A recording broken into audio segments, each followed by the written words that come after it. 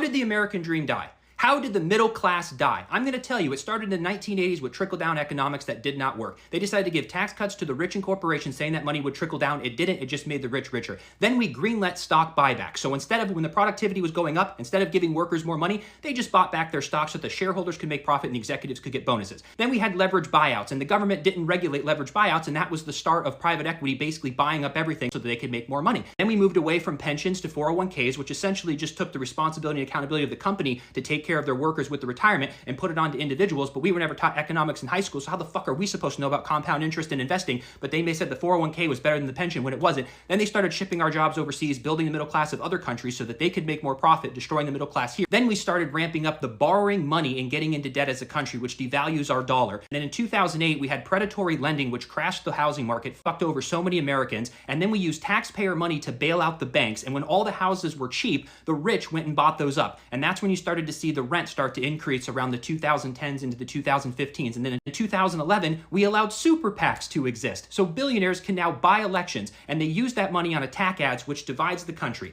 Divide and conquer, and that's what they did. In 2020, we had the pandemic, which both sides of the aisle handled like absolute shit, shut down all small businesses, all the money went to the top, the rich got richer, they printed trillions of dollars more, which people needed, but what did all the people do? We spent the money because we needed to spend the money, and where did that money go? To the top, and they got richer. And lastly, they decided during the pandemic, let's lower the interest rates on buying a home to 2.5% to 3% so that people could refinance and get ahead. But no, all that really did was give the green light to a bunch of rich people to basically borrow free money and buy up all the fucking housing so that we can no longer own a home.